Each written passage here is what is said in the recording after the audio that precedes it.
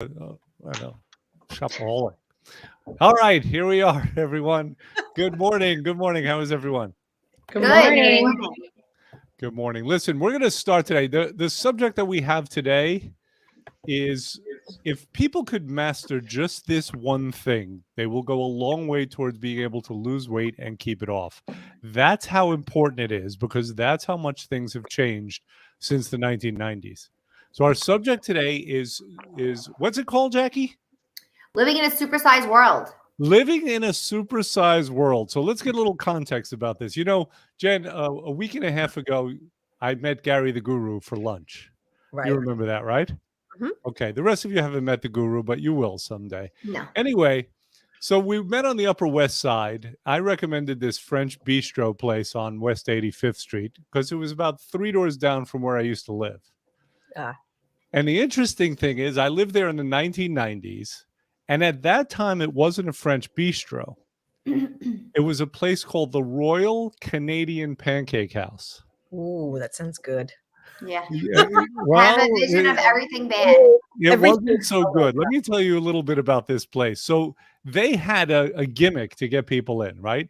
Their gimmick was their pancakes, each of them were about the size of a manhole cover. Oh, wow. And you would get 3 per order.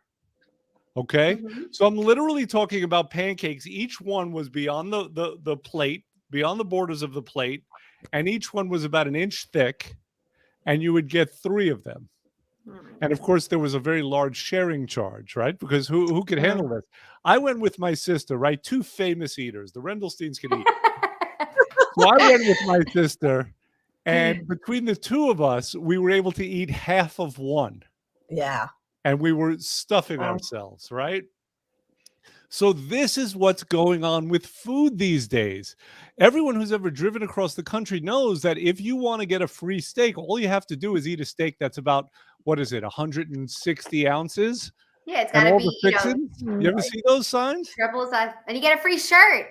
You get a free shirt, you get your I name on the need that wall, shirt. and a free trip to the hospital. Morning, a Joe. Morning. You get a free casket along with it. Hi, Joe. How are you? Hey. So we're talking about supersizing it today. Everything is supersized now, and this has become such a problem because Yeah. our expectations about what portions are just crazy. Right. Mhm. And And we're Jackie, disappointed. we're disappointed if we get small portions, and we're going to talk about that because that's part of the problem. But Jackie, wait, my background is showing here. You see that? Yeah. All right, Jackie, you Morning, have some Elizabeth. stats for us. I want to hear these stats. Yeah, it's pretty crazy. So right now, the average woman's weight in the US is 170 pounds. Her waist size is a 38.2. inches. What? 38 inches. So now we also, Afra's on. Morning. Hey, So Afra. if we always say, like that hourglass figure or that guitar shape that we discussed, like things that are natural to our body, we're already past it. We're already creating a box, right? Yeah. Size, average size, real size. Now, mind you, we touched on this briefly, which will probably be another conversation. But our sizes, our clothing sizes, are not accurate to what they actually are. Right. The What does that mean? in all actuality, what? What does that mean? So, for example, a real medium, they'll list it as it fits a 6, 8, or 10. A medium is not a 6, 8, or 10. That's a small. That's a small. So it's very it's manipulating what you They're think. So you playing feel with comfortable. us. Yeah, absolutely. So the average woman's size right now is a large, extra large. In real numbers, is equivalent to an 18 to 20. Right. Jackie, in what am I in women's sizes, by the way? What should I wear? Just in case I have a hankering Nothing. for- 36, 24, 36 now. What should I wear? No. What would I wear? What size would I wear? Size 18? Oh my, no. I mean, honestly, you'd probably be in the upper 20s, like the 26s. Okay. If we're going by this. Yeah. All right. Nobody That's send me any dresses, please. That's not an insult. Shoes. But so yeah, shoe boxes. Oh my God. But 1820 would be the average. But on a U.S. American scale, if you were to go into a store now as an average woman in the States, you're a size 14 is a normal. Wow. Yeah. Yeah. That's So current. this is crazy. Now, if we go back to the 1990s, 1992, what were the numbers then? I have here between the years of 1980 to 1994, adult women on average were approximately 152 pounds, and men were 180 pounds. Got it. So basically, everyone has gone up at least 10% across the board. Yep. And that's kind of mimicked what we see with food sizes, hasn't it? Because before the 1980s, 1990s, did we have places where we would go to eat and where we would have these supersized portions or not? Does anyone remember that? You weren't in the womb, Jackie. Jackie, don't lie about your age. Jennifer. I can't speak before 1984, but I could God. Google it. So considering I graduated high school in 1984, Jackie, that reminder. So we were talking about this a little earlier. So if you went to some place like McDonald's, what is today's small was a large back in the 80s. So they've not only changed clothing size, they've changed package size. So it's deceptive. You know, and it's funny because you talk about like the sizes and you talked about the sizes of your pancakes. You probably brought those pancakes home. So people who will say, well, I only go out to dinner once a week, right? But they're eating takeout food 4 days because they're using the leftovers. So you're really eating takeout food more than once. So it's these giant portions. If you don't finish them, you bring them home and you're continuing that trend of if you have the discipline to not eat the whole thing right then, and most people are eating the whole thing right then. You know, men, we have this, you know, we have some odd peccadillos, right? So, you know, we won't ask for directions. That's one of them. Agreed. Another one is we don't get doggy bags. We just have to finish it. It's a challenge. If it's in front of you, you have to finish it if you're a real man. That's alpha. Real men finish their plate. That's right. That's alpha. I don't know. You know, maybe there are beta guys who are taking it home in a swan or something. I don't know. But nobody I know does that. Okay. Yeah. I have a survey question for you guys. Answer me this. Growing up, I assume that there were times where, you know, you would have ice cream. Is that correct? Raise your hand if you had ice cream growing up. The whole family would have ice cream, maybe sit around and watch a show, something like that. Okay. Yeah. Now, my question is, how was the ice cream served? When I was younger, it was always in a bowl. It was in a bowl. You would have it in a bowl. Okay. Who else? I had it in a cup. You would have it in a cup. Okay. Trish, Jen? We wear cones, like little sugar cones. Okay, so only cones. Okay, Jen? Yep. So my mother didn't keep ice cream in the house. We went out for ice cream. So it was like an occasional treat, and we would get the kids' cone. Okay, so it was kind of a normal size, right? So I think Jackie would have fit in best in my family because we would have it in a soup bowl. Yep. Like when we had ice cream, it was in this big soup bowl. And like other kids would come over, and if we gave them ice cream, they're like, "What the hell is this? This is like I gotta show you." Yeah, no, it was like a decorative. Like my grandmother, so it was like, and it was actually nice, and it's kind of come back in a sense. But there's like a plate for everything, where they were ice cream bowls. Oh my God, that's a soup bowl. Wait. 2 weeks ago, my husband proceeds to fill this whole bowl of ice cream with whipped cream and sprinkles, and Brianna goes, "Daddy, that's a lot of ice cream." And she was like, "You should just go to the carton." We were dying laughing, and we're going, "What in the world?" And he goes, "Why do you guys have to make comments?" But it was exactly like you said, the biggest soup bowl of ice cream I've ever seen in my life. Yeah, I'm surprised it wasn't in like a Pyrex. You know those big Pyrex bowls that you cook with? Pyrex bowls. You know, if you switch that to cereal, I would eat cereal. Like that, you would load it up, right? But so for some of us, that was normal. And then we'd go over to someone else's house, and you know, and it would be in a teacup, and it would be like, what is wrong with it? Is business bad? Like, what's happening? Yeah. Yeah.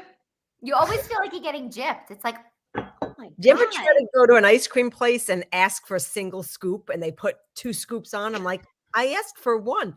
So you can get the kids' cone, which is 1 scoop. Yeah. Sometimes it's still 2 scoops. I'm not an ice cream fan, so I'm probably the anomaly here, but I'm like, oh, too much, throw it out. Jen, we can't be friends. Jen, mute Jen. That's Mute Jen. Chips, on the other hand, give me that bowl. Oh, See, wait. that's the Oh. whole thing. Like my biggest weakness in life is ice cream. Like I could eat ice cream for breakfast, lunch, and dinner if God let me, but Yeah, that please wouldn't work. don't. But here's the thing. Heaven is where you can eat all you want and not gain weight, but that doesn't exist on earth. So what I want to know is this: is when did it change and why did it change, Jen? So I'm trying to think of that progression. So it probably changed. When did that documentary "Supersize Me" come out? Well, look it up. Oh, wow. So Supersize Me, for those around- of you who aren't, wait, let me give a little context here. For those of you who aren't aware, there was a gentleman, his name was Morgan Spurlock. 2004. Some years ago, 2004, he made a documentary where he ate only McDonald's for how long? Like 30 a year? 30 days. 30 30 oh, days. only 30 days. His 30 organs days. started shutting down. I mean, it was a mess. Yeah, he Really ended up bad. developing jaundice. His Horrible. liver was failing. His Fatty kidneys were liver. failing. Diabetes. Not a So good bad. not a good idea. But I guess, Jen, I wanted to tweak the question I asked you though. Was that driven more by consumers or was that driven more by big business? How did this come to be? So I think that they create the demand. The businesses create the demand and then sell us the need for it. So I think, consumers would have just continued ordering whatever size it was, whatever came with it, right? But Jackie and I just told you that we were always eating the ice creams in the bowls. That wasn't the fault of the ice cream companies. They were just delivering their product to us, and we were the ones who were gorging on it. So I don't know. I can't go there because that's a parenting issue. So Oh, you're insulting my parents now? Mom, I'm calling my mother. I think it was your grandmother, Jackie. So let's go with that because the grandmother would That's true. probably do that. I think we were brainwashed. Let's go with that. Okay, so you're saying that it wasn't because of the demand, that it was because of the suppliers, and that they're the ones who kind of put this into our heads. I think so because they sell more. The bottom line is bigger. They're beholden to their stockholders.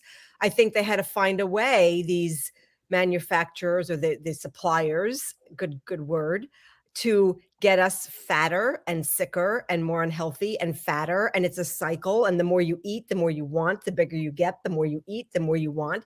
And bottom line is The bottom line. bottom line. The bottom line is your Bottom bottom getting larger. Bottom Yeah. line is your bottom. Exactly. All right. I want to get other people's opinion on it. Trish, do you blame these large agribusinesses, or do you think it's more our own fault?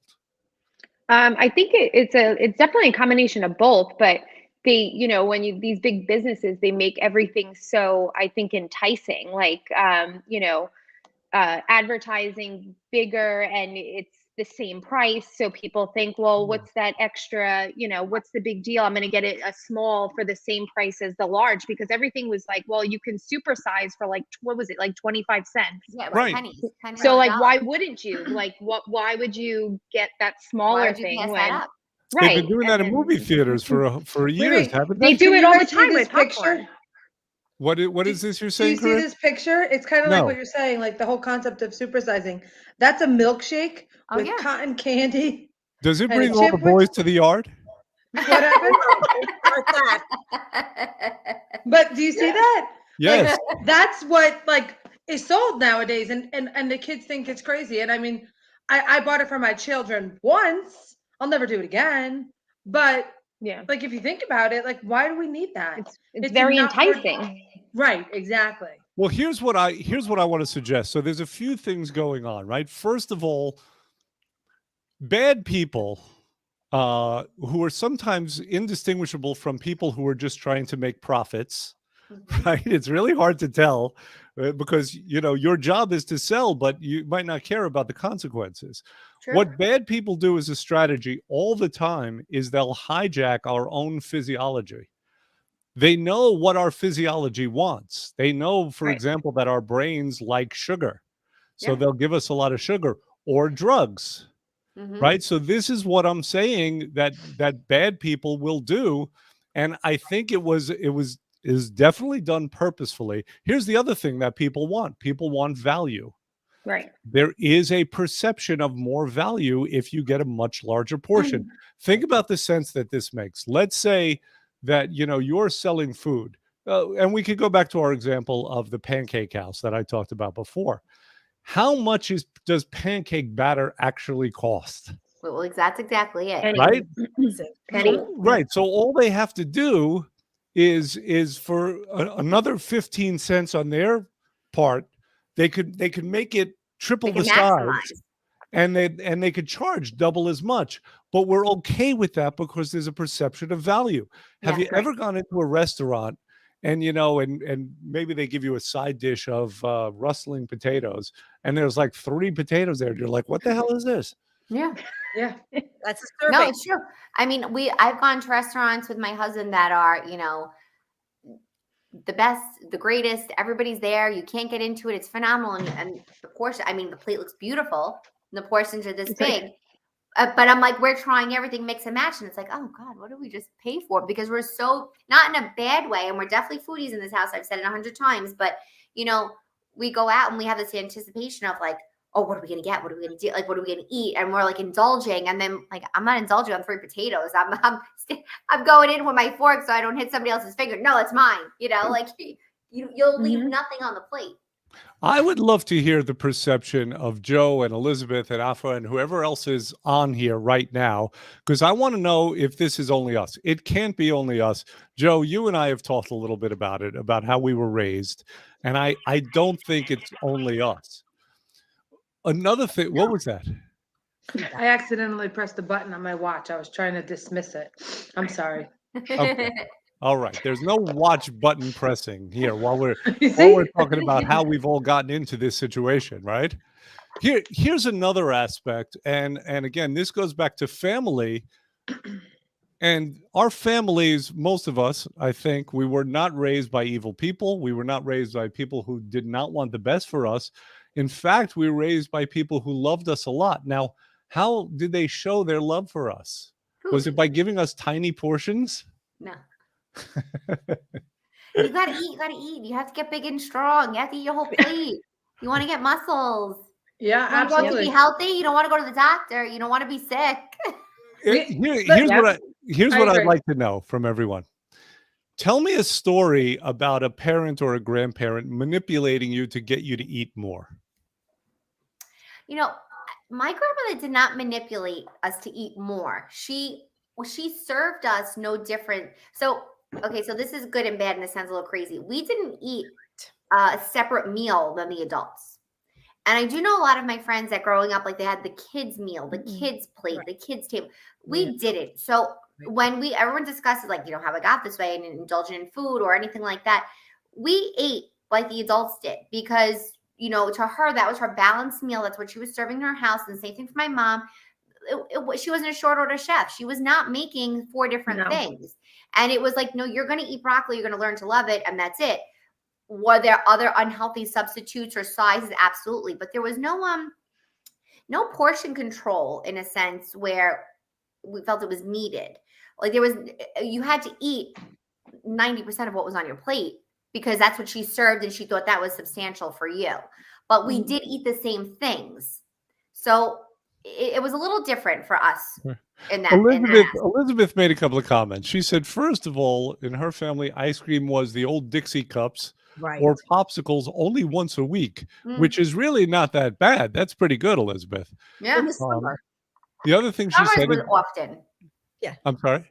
So summers we indulged often, but it really wasn't like we had ice cream every night or dessert every night. That was not a thing. So it was Sunday nights after dinner. That was it was a special treat, right? Yeah. In our house, it wasn't. In our house, it was ice cream every night. My mom would buy cookies every single week for us. She would buy us. Do you remember when like Twix bars used to be like a candy, or not a candy, but they used to be considered a cookie? So she used to buy us Twix bars, and she used to buy all this stuff and have like a certain budget.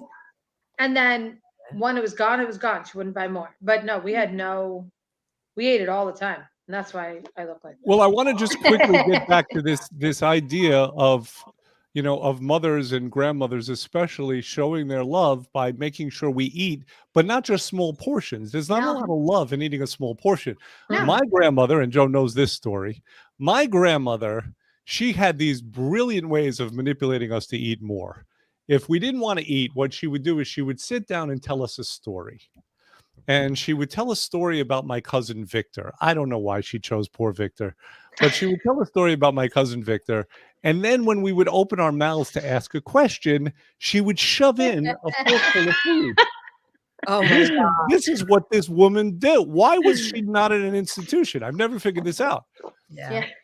This is cruelty to kids. But did your parents engage in anything like that to get you to eat more? Or were they okay with you eating small portions? I used to fall asleep at the table because I wouldn't want to eat my broccoli, or I wouldn't want to eat something. Because same like you, Jackie, dinner was dinner. It was one meal for the entire family.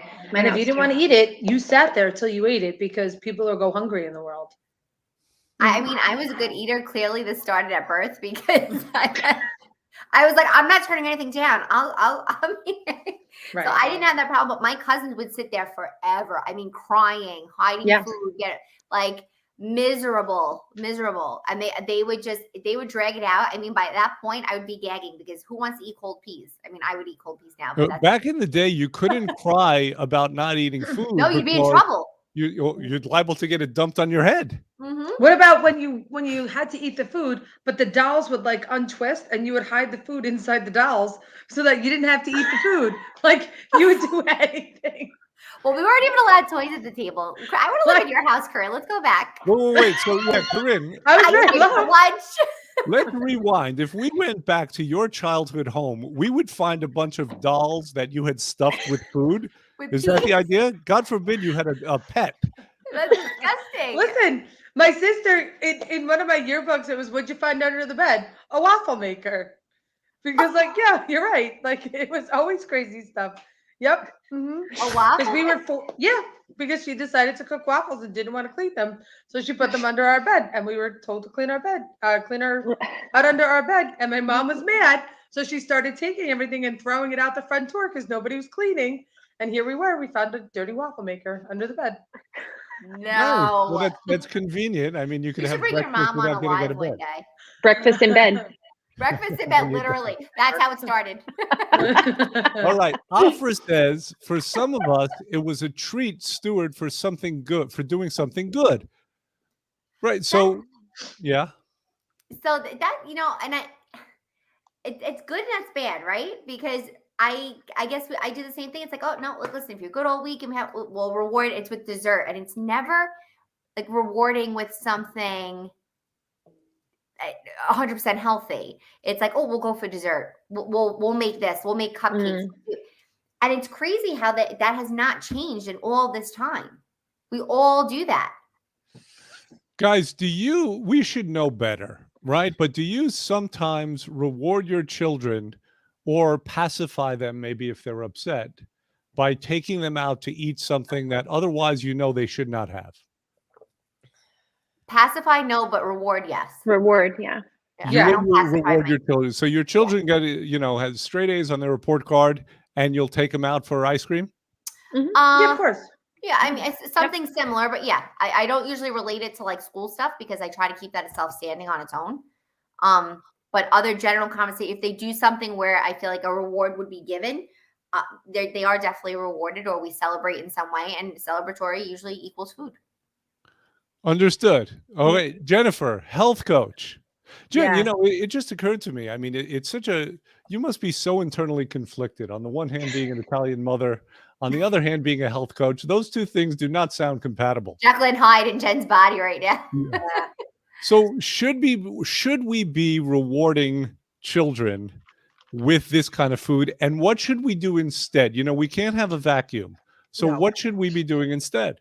So I was looking and at past things and thinking when you guys were talking, and I was thinking back to what I did when my kids did well in school. They had a point system. So I had a chart up, and whenever they got, their chores all done, they would get stars. And whenever they got good grades in school, they got a number of stars, and they were able to trade them in for something they wanted to buy. Like the arcade. Like the arcade. Yeah. Like, So, what was that game? You threw the ball and it would go in the concentric circles. People. T-ball. T-ball. There you It's go. people. Concentric circle. Geek. He's geeking out right I now. would have been like, the game where you throw the You ball. throw it in and it No. goes. The And it goes in the hole. The hole. Does that sound better? Yes. So it's funny because each kid chose different things. Like my daughter wanted jewelry, earrings, necklaces, whatever. My youngest, that was Brooke. The youngest one wanted books, and the middle guy wanted candy. So And everybody chose whatever that was his choice. But you know what's funny? I was thinking back to what my mom did, and like we never were bribed to finish our dinner with dessert. As a matter of fact, I was thinking about her. We were at a friend's house, like one of her best friends, and she would always say, "Leave room for dessert." And my mother would go crazy. Like, what are you setting them up for? My mom was a different person. My mom, first of all, is 118 pounds soaking wet. So we grew up with a very different kind of Italian mom. And she had a little bit of a mindset of not enough, right? So she would make whatever was on the table for us. There was never a lack of food, but there was don't overeat, right? And even at the meals where there was an abundance there, my family's very tiny. So we never had that growing up. As far as what I did, I was a little more neurotic because I had kids who didn't want to eat at dinner time, but that's because they were going into school and having snack time and lunchtime and snack time again, and they would come home hungry. And I think the world shaped us differently. We didn't have that in school. I never was a breakfast eater. So I would go to school and eat lunch, and I was hungry, so I ate my lunch. There was no snack time in school. And then I would come home and it would go outside and play, maybe grab like a piece of fruit or something.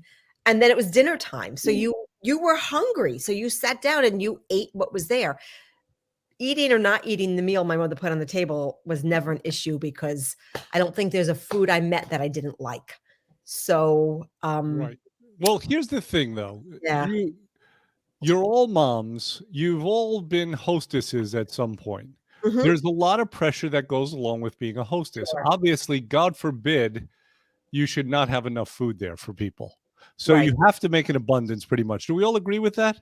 I'm guilty of that. Good. Yeah. Good Mhm. morning, Oh, yeah. Danielle. I have no doubt that you're guilty of that. So Dr. let me R, ask we you had this. 10 people over, and Jackie gave me this tray that was so big. I was like, Jackie, this is enough for 40 people. Oh no, because it would be the biggest, most shameful scandal if you did not have enough food for people. Oh my God. So you It is have the to worst have feeling. right. You have to have an abundance. But here's my question to you. Let's say you had a bunch of people over, any of you, and you had cooked for an army, of course, right? And everyone came and they just had a moderate amount of food. Each person, had one plate, few ounces of protein, some vegetables. How would you respond to that if you perceived that people were not eating your food that you put out for them? It tastes They didn't terrible. like it. No, they don't like it. You wouldn't Yeah, like you feel it. uncomfortable. Okay, Trish, what would you do in that case? Because I'll even do that too. Like, do you want more? Like, I'll bring it around and be like, here, would you like Yeah, another like- piece? Like, it's always like, well, do you not like it? Then you get Open up. it's almost like insulting, not insulting, but Right. you You take it expect very personal. people to like Yeah. make a full plate and indulge, but Yeah. so Are not you everybody's like that. happier? Are you happier if somebody goes back for thirds? Like, Yes. is there a point at which somebody could eat too much at one of these things that you'll get No. PO'd? No. So I was thinking just now about Thanksgiving dinner at my parents' house because my mom always did Thanksgiving dinner. And my uncles, who are big guys, like when I say big, I mean like 6'4", over 6 feet. They would load their plates up. They don't eat like that now, but when they were younger, they would like load, and I would be embarrassed thinking they're taking all that food and they're not going to be able to eat it. They eat everything. Don't kid yourself. But as a kid, I was like, they took too much and they're not going to eat it and they're going to get in trouble. And like I had shame for them for overeating. Does that make sense? Yeah, I guess. I mean, Yeah. it's different than what we're talking about now, but I guess it makes it kind of sense. I Let know, me- just flashed in my mind, like the eat more, eat more, eat more. So I'll tell you guys a story about holidays for us. Like speaking of like overeating, we would have maybe 30 people in the house and they'd put out 200 raviolis. Then we would clean up the raviolis and we'd have to go for a walk around the block. And then they'd put out a ham. You've then told us we'd have to this go for- story. Yeah, you'd end up Yeah. walking around the block 15 times. But it was more food than you ever ate in your dearborn life. Right. Yeah. Right. Well, here's what I want to do. We need to start getting to some solutions for people, because the perception of what it is to eat these days is so aberrated. It's so crazy. And it's in part what's leading to the fact that the average weight has gone up over 20 pounds and the average size has gone up several sizes. And this is why we exist. I mean, ultimately, really, it would be great if we could make ourselves obsolete. I don't see that happening anytime soon. There's a reason that we're here and that we do this. We got to get back to a more normal state. But here's what's occurring for me right now. There's a lot of forces that are going in to us eating more. There are consumer forces, right? We want to feel that there's a lot of value to what we're getting. Nobody likes to get ripped off, right? Mm-hmm. So that's part of it. Another part is that we are actually being given larger portions. Obviously, things are supersized. They know, the people that would take advantage of this, they know about this perception of value that we have, and they're taking advantage of it. This perception of value is interesting too. I'm thinking of my father. My father hated buffets. Why did he hate buffets? Because he couldn't control himself. He would eat like crazy. He had to get his money's worth. And I think that was transferred to me too. I remember going to a buffet once, and I know I lost count about how many times I went back to the buffet. But I have a sense that it was a lot, because the carpet from me walking back and forth was actually worn out. So I ate an amount that would have killed a regular sized person like all of you. So this is part of the thing. But here's the question. Given that there are all these forces, and we talked about, love of parents, and it's how we show love, and there's a demand to eat more, and we don't want to make people feel bad. What is the solution to getting back to normal size food and normal sized us? Well, it's I don't think it's as simple of just a one answer for that. I mean, if you really think about it, when we're living in a fast food world, fast food and consumption are not equal to what clean food is at home, or even clean food out, because there's always an alternative, there's always an option. And what we would equate calorie wise from one to the other, we could never sit down and actually finish a clean prepared meal with the same calorie value as, for example, and I'm just saying this because we were discussing at McDonald's.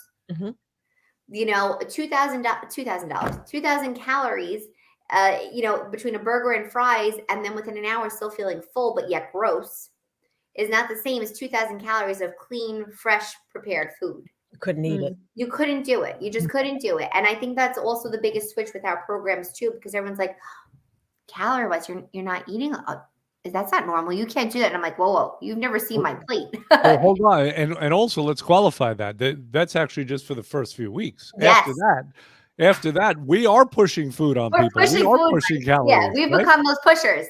Yes. But in a good way. So I really think it's a matter of what you choose what you want your lifestyle to be. And, we always discuss the 80-20 rule, but it's a matter of what you consume on a daily basis, your overall consumption of food, week to week, holidays, events, where you're going. If I know I'm going out to eat, I know I'm not going to be able to consume what I would at home. Apples to apples. Right. It's just not the same. So I think what you have to do is really plan ahead and structure. You need structure. You need to, if I'm going to indulge and I'm having a Big Mac and French fries, let me tell you that's not the same meal that I would have at home.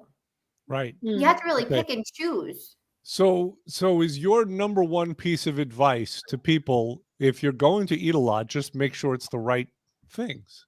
Yeah, I absolutely, or at least make the best choices of it. So you don't always have ideal choices, but you always have a better choice, right? Okay. So good. There's something you should always really weigh your options. Got it. Morning, okay. Danielle.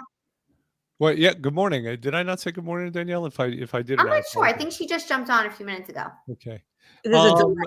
Yeah. What else would you say? Because we have to get out of this understanding about how, if we are going to get value, then we have to eat a lot. If we're going to, show love for people, we have to push a lot of food on them. Mhm. And there's also that we like feeling full. There's Well- something about that, right? Full is survival, having a full belly. Well, So when you that's say part of full- it. You say full, I laugh because I don't know about you guys, but I mean, and listen, I've had a fast food. I've eaten fast food. We still do on occasion when it happens. And you try to make the best choices. We really don't do it often, but even if it's a diner, I don't feel full for long. It doesn't, it's not the same. Understood, but there are times where all of us, we want to eat until we're full. I mean, that's satisfying in a certain way. Well, That's maybe just not for you, crazy. Jack, but I can tell you for a lot of people, right? There's a reason that we unbuckle our pants when we sit down at the Thanksgiving table. So Trish, what would you say to people who are having trouble with correct portions? I don't know. It's hard for me because that's part of my problem. Like I feel like there are times that, I know what I should be eating. I know that I'll eat this portion and in maybe 10 minutes after I'm done, I will be full. But in that minute when you're not and you just keep going, I wish I can learn that. That's part of my Well, problem. given what we're discussing now, has anything occurred for you? Yeah, stop eating the portions that I've been eating. It can't Just be that say simple, no. though, right? It can't be. Yeah, It can't be no, that simple. it's not definitely not simple. It's not easy. We grew up in a house where you had to finish what was on your plate, like you could not get up. So I feel like I've changed that with my kids. Like if they're not hungry and they're full, like stop, like just stop eating. And that's okay for me in my house. So I've tried to change the cycle for that and learn that, and I'm trying still to do that for myself. So Okay, got it. So the process continues. yeah, it's continuing. How about you, Still Corinne? continuing. I think I kind of agree with Trish. Like, I always joke and say that I have no shut-off valve. And so when I'm eating, I don't even, I eat subconsciously at times and I don't even realize what I'm doing.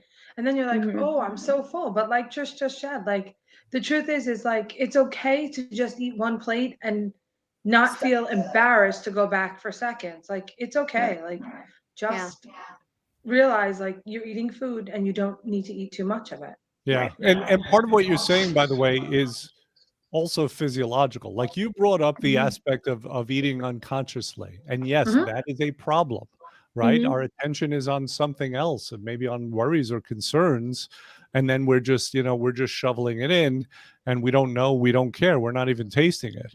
But part of it is also physiological, right? Because when things get so out of balance in the body, then we start receiving those signals, you have to eat a lot or you're going to die. Yeah. Those are hormones talking, right? Jennifer, you're shaking and nodding, and so there's something that you need to get out. Go ahead. No, I'm just taking it all in. So I don't think it's as simple as anyone's solution. So when portion sizes went up, so did plate sizes. So I have vintage china here that the dinner serving size, the dinner plate is a 7 to 8 inch plate. Today's plate is a 10-inch plate. That would have been a serving plate years ago. So one thing is to plate your food. When you get takeout, I started noticing this recently, like everybody would order a dish. And like sometimes we would have 2 pad thais in the house. I'm like, why? We're all like, my mom and I are sharing a pad thai. Why do we need 2 pad thais? So recently I dumped out a plate of pad thai and I plated it up. And there were 4 servings in that one takeout container. Now, if you're eating out of the container, you're going to eat it all. Number one. No, don't do it. Number 2, if you put it on a smaller plate, you're going to realize what the serving size actually is. We need to know what serving sizes are. Number 3, Trish, you're 100% and 100% right. And Corinne, the same thing. If you stop before you're full and push away from the table, it takes like 15 to 20 minutes for everything to like.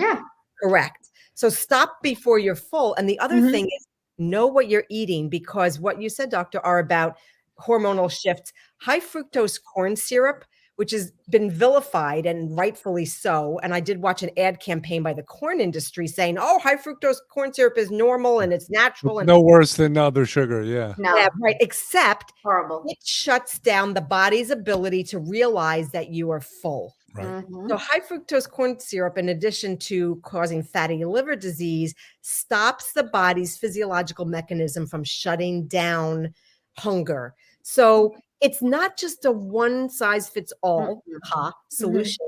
It's know your portion size, plate your food, share meals. I mean, sharing is caring, right? Oh, So yeah. like share your meals, order an appetizer and share a full plate between 2 or 3 people. Like portion sizes are ridiculous. And those nouveau cuisine restaurants where they give you tiny sizes, Yeah. those are actually portions. Those are good. Those are realistic. Yeah, portions. we think of them as bad, but those are Right. good. They are, but it's like Jen was saying, like when you're serving, and and it's all about the pretty package too, right? So if you're serving, having people over, I like to plate food anyway. Correct. Serve it, throw it in a bowl, let serve yourself. And Right. I actually pulled this up too when I was looking at stats. Starbucks, a tall, pour it into a grande. It's Yeah. the same. Do the The same same. thing with sodas. Small Right. you're getting the same thing. Well, sodas, So you're better it's- off just not drinking for the most part. Exactly. So it's Yeah. there's a lot of fluff there. One, because they're out there to make money and we can't fault them, right? They're out there, they're doing their job and they're executing. It's a business. Right. But we cannot complain about things that we actually have control over.